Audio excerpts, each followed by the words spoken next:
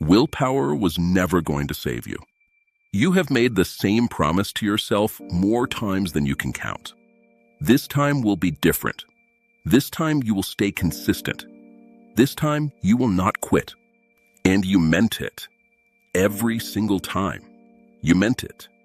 You were not lying. You were not weak. You were not broken. You were simply using the wrong tool. Willpower is not a strategy. It is a feeling. And feelings, no matter how intense, expire. The discipline you are searching for, the kind that holds on dark mornings, through failure, through boredom, through every moment the world says stop, that discipline is not built on willpower. It is built on something far more enduring. And today, we build it. Motivational Home exists for one reason: to give you the system, not the feeling, that builds a life you actually respect. If you are tired of starting over, if you are tired of broken promises to yourself, if you are ready to stop relying on motivation and start building on something permanent, subscribe now. Turn on notifications. This channel is your home. And today, we go all the way in. Every January, millions of people make the same declaration. This year. This is the year everything changes. They join the gym. They plan the diet. They set the alarm early. They mean every word of it. By the 6th week, 80% of them are gone.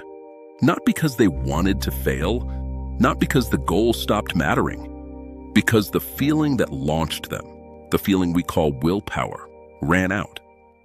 Willpower is the most overpromised, most misunderstood force in human psychology. We are taught from childhood that the difference between success and failure is this one thing: willpower, grit, wanting it badly enough. The statue's arm breaks off and falls into the dust. A heavy sense of disappointment. Overlay text: willpower is a lie. And so when we fail, when the discipline breaks, we conclude that we simply did not want it badly enough, that something is fundamentally wrong with us. That conclusion is wrong, completely wrong. The fault is not in you. The fault is in the tool. Because here is what the science of human behavior has known for decades, and what almost nobody is teaching. Willpower is not a character trait. It is a biological resource. Finite, depletable, unreliable. And any system built on a finite, depletable, unreliable resource will collapse. Always. Not sometimes. Always. In 1998, psychologist Roy Baumeister conducted an experiment that changed how we understand human discipline. He brought two groups of people into a room. Both groups were hungry. On the table, a plate of fresh, warm cookies and a bowl of radishes. One group was told to eat the cookies. The other group, to eat only the radishes. To resist the cookies entirely. Afterward, both groups were given an unsolvable puzzle to work on. The cookie group worked on it for an average of 19 minutes before giving up. The radish group, the ones who had spent their energy resisting, gave up in 8 minutes. Same people, same puzzle, 11 minutes less of mental endurance, simply because they had spent their willpower resisting temptation. Simply because they had spent their willpower resisting temptation. Baumeister called it ego depletion, the scientific name for what you already know in your gut. The more you fight yourself, the less you have left to build with. Willpower does not fail in one way. It fails in 3. And until you understand all 3, you cannot build around them. Failure 1. Willpower depletes by the hour. Every decision you make, every act of self-control, every moment of resisting the easier path, draws from the same reservoir. The person who wakes up and immediately resists their phone, forces themselves to exercise, eats the disciplined breakfast, navigates a difficult conversation at work, that person has less willpower available at 7 p.m. than at 7 a.m. not because they are weaker, because they are human.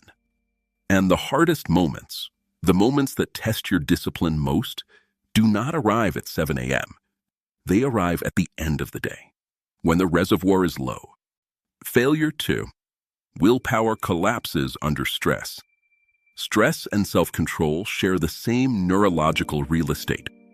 When stress rises, the prefrontal cortex goes offline. You did not fail because you were weak. You failed because stress and willpower cannot coexist, not sustainably, not reliably. This is not an excuse. It is a diagnosis, and a diagnosis has a treatment. Failure 3. Willpower cannot survive boredom. This is the one nobody discusses, and it may be the most destructive of all. You can fight temptation with willpower. You can push through pain with willpower. But the long, gray, ordinary stretch of days, the Tuesday mornings when nothing is inspiring, nothing is dramatic, nothing feels significant, that is where willpower silently dies. Because willpower feeds on urgency, on novelty. When the newness fades, and it always fades, the willpower goes with it. And what are you left with? Nothing, unless you built something underneath it. Before we go further, I need you to do something. Think about the last time your discipline broke, the last time you started over. I want you to locate it, specifically. Was it depletion? Was it stress? Was it boredom? Because the moment you can name it, it stops being a character flaw. It becomes a system gap. And system gaps can be closed. If this is landing, if you are seeing your own patterns in what I am describing, drop one word in the comments right now. Depletion, stress, or boredom? Which one breaks you most? This community is building together. Your answer matters. And subscribe if you have not, because what comes next is the most important part of this conversation. If willpower is a feeling, and feelings expire, then lasting discipline must be built on something that does not expire. There is only one thing in human psychology that qualifies: identity. Not goals. Goals are external. Goals live in the future. Goals depend on motivation to sustain them. Identity is internal. Identity lives in the present. Identity does not require motivation to function. This is the shift that changes everything. When your discipline is attached to a goal, I want to lose 20 pounds, every day that goal feels distant is a day the discipline is under threat. When your discipline is attached to an identity, I am someone who trains, every day you train is not a day closer to a destination. It is a day you confirmed who you are. The person who says, I am trying to exercise every morning, will quit. The person who says, I am someone who trains, does not quit. Because quitting would not just break a habit, it would break their self-concept. That is an entirely different level of resistance to failure. James Clear, in his research on habits, documented this precisely. He found that the most durable behavior changes he studied were not driven by outcome goals. They were driven by identity shifts. The smoker who quit said, I am not a smoker, not I am trying to quit. The runner who never missed said, I am a runner, not I am trying to run more. 2 words, I am. That is the foundation on which lasting discipline is built. Built on identity, the system has 4 pillars. Every one is essential. Remove any single one and the structure weakens. Pillar 1, environment design. Your environment is the most underestimated force in your daily behavior. Every moment of discipline you depend on willpower to deliver, ask first, can my environment deliver this instead?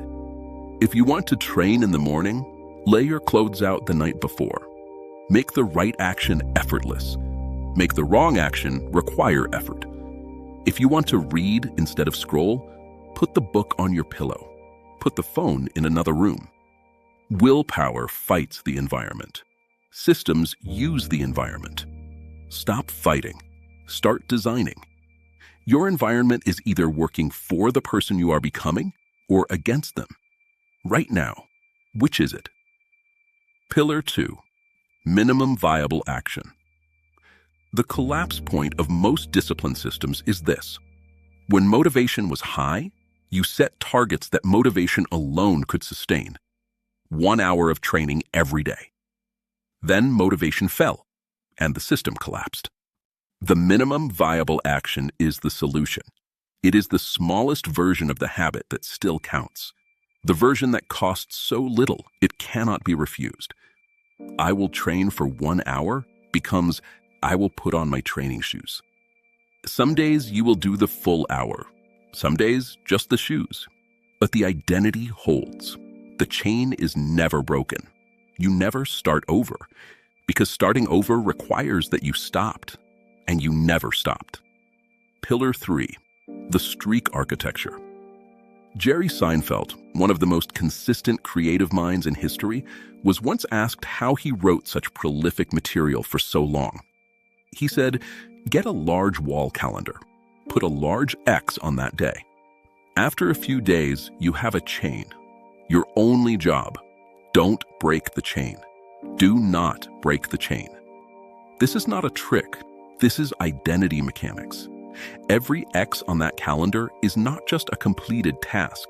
It is evidence. Evidence that compounds. At day 3, breaking the chain costs little. At day 30, it costs a part of your identity.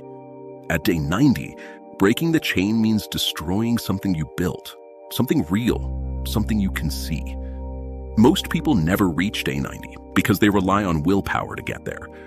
With a system, the chain builds its own momentum. Pillar 4. Accountability architecture. You were not built to build alone. This is not weakness. It is neuroscience.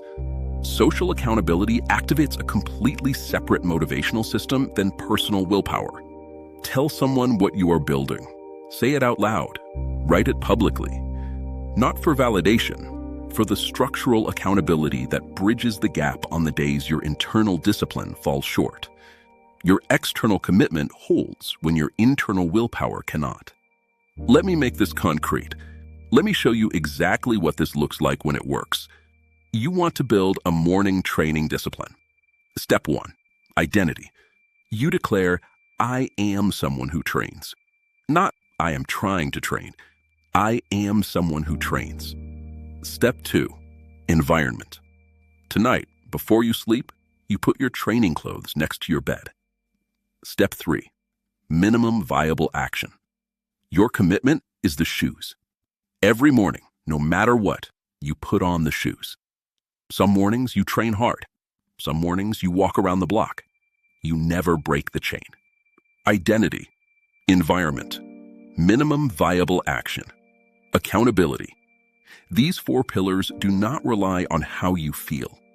The solid stone wall standing firm as a massive storm batters it. The wall doesn't even move. They function on dark mornings. They hold under stress. They survive boredom. Because they are not built on feeling. They are built on structure. I want to say something to you directly. You have not failed because you are weak. You have failed because you were handed a tool, willpower, and told it was enough. And it was never enough. Not for anyone. Every person you admire who has built something lasting, who shows up consistently, who never seems to need motivation, is not running on willpower. They built a system. They designed their environment.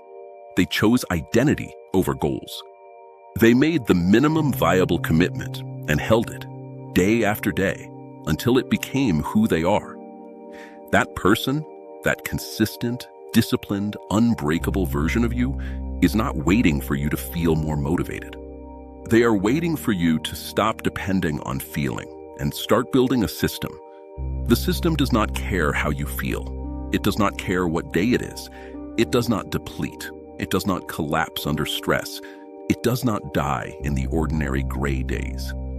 The system holds because the system is built on who you have decided to be. And once that decision is made, truly made, The feeling eventually follows, but you do not wait for the feeling. You build. Every day, regardless. Pain is temporary. The discipline being built right now is permanent. Your challenge, starting today, write down one identity declaration. I am someone who. Complete that sentence. Then design one environmental change that makes that identity easier to live.